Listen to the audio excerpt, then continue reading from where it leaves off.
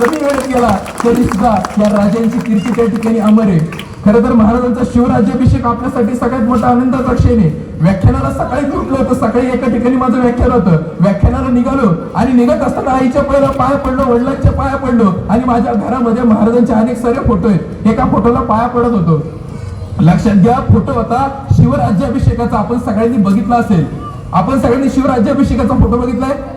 त्याच्यामध्ये बघा, एका बाजूला शिवाजी महाराज आहे, एका बाजूला मंत्रिमंडळ उभं आहे, एका बाजूला राजमाता जिजाऊ आहे, तर त्या ठिकाणी डच, पोर्तुगीज, बाकीचे सगळे सैनिक त्या ठिकाणी उभे आहे आणि त्या ठिकाणी तो फोटो आमच्या घरामध्ये लावलेला आहे. अनेक लोकांच्या ऑफिसला सुद्धा आपण शिवराज्याभिषेकाचा फोटो बघत असतो.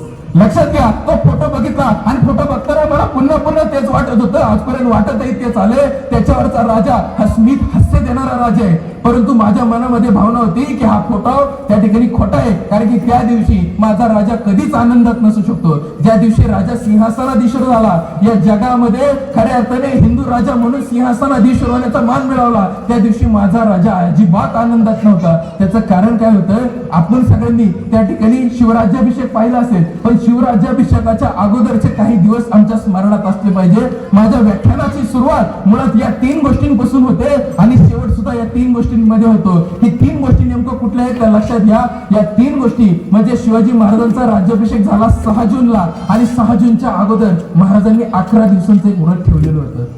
आजकाल आपण बघितलं, रामलल्लाच्या मूर्तीची प्राणप्रतिष्ठा झाली आणि नरेंद्र मोदींनी प्राणप्रतिष्ठा केली. त्यांच्या अगोदर त्यांनी एक अनशन केलं, उपवास केला, एक तप केला होता आणि अनशन सोडत असताना त्यांनी लिंबू पाणी काहीतरी पिलं होतं. हे सगळ्या देशाने बघितलं, देशाने टाळ्या वाजवल्या. पण त्याच वेळेस माझ्या छत्रपती शिवाजी महाराजांची मला आठवण येत होती की ज्या वेळेस स्वराज्याचा राजाचा अभिषेक होता, राजांनी 11 दिवसांचा उपवास केला होता. त्या उपवासामध्ये 3 प्रकारचे तप केलेले होते. त्याच्यातला पहिला तप होता की एक वेळचं फक्त अन्न प्राशन करायचं. हे 11 दिवसांमध्ये एक वेळचं अन्न प्राशन करायचं. दुसरं व्रत त्या ठिकाणी होतं की एकाच कपड्यावर झोपायचं आणि तिसरं व्रत त्या ठिकाणी होतं की एकच वस्त्र परिधान करायचं. हे 11 दिवसांमध्ये त्याचं कारण काय होतं, मी या स्वराज्याचा राजा होतोय, या स्वराज्याचा सिंहासनाधीश्वर होतोय आणि मी जर राजा होतोय तर राजा म्हणून माझं कर्तव्य आहे की या समाजाच्या प्रत्येक घटकापर्यंत मी पोहोचलो पाहिजे.